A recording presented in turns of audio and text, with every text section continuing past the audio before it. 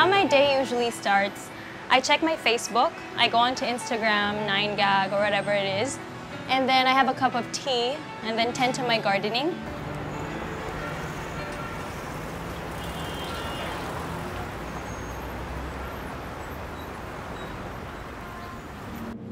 I'm usually a low-maintenance girl, but then again, sometimes I do use perfume, I put on some light makeup, and sometimes who doesn't get tempted to use a little bit of lipstick, huh? I drive to work, then I have lunch, and then as I come home, I check my bills through online. I've started doing paperless billing a few months ago, and yeah, that's it.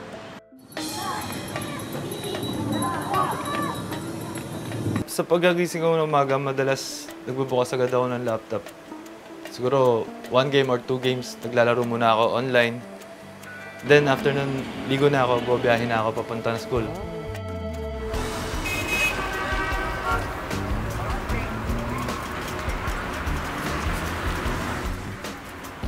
Bandang hapon, uwian na namin, biyahin na rin ako pa uwi niyan. Then, tumatambay na rin ako sa mga barkada ko. Ganun. Naglalaro pa rin, online games.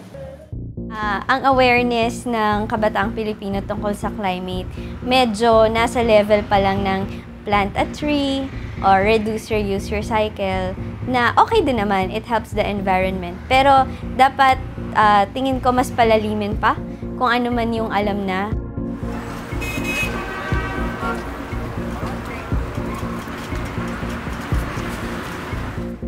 Madami sa usapin ng climate talaga tungkol sa carbon emissions, carbon footprint.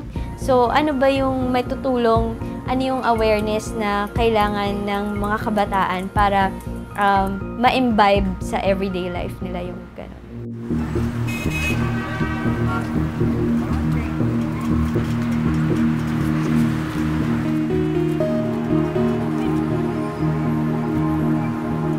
So ako kasi naglalakad ako, tsaka nagbabike ako from point A to point B. Nagpa-plug ako ng mga laptop.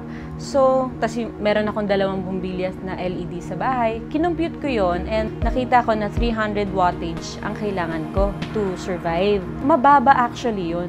Pwede mo pang i-lower yon. Ibig sabihin, pwede mo pang ma-monitor talaga yung usage mo ng carbon. I tried WWF's app online and nakakagulat siya kasi it calculates ilang planeta yung kailangan para lang sa lifestyle mo. So ako, more than 1 planet Earth yung kailangan ko daw para sa lifestyle ko.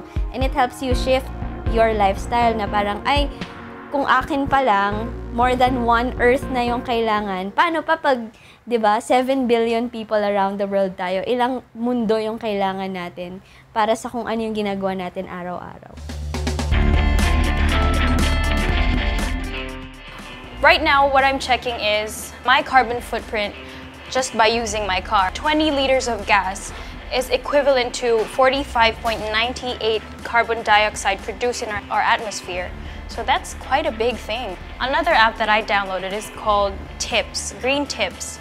So one tip that is actually related to my field is it says that since we live in a warm climate here in the Philippines, you can paint your house in a light color so it reflects 90% of sunlight, thus keeping your house cooler.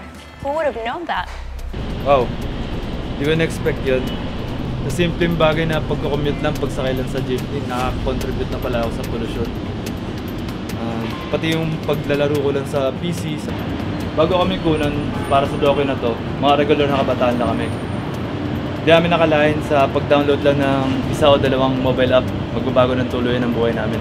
Bilang multimedia student, na-inspire ako, parang gusto ko rin gumawa ng gano'n din. Short animation lang din para makatulong kahit paano. Kaya ka nga may carbon footprint eh. Lahat ng steps na ginagawa mo, naiiwan dyan.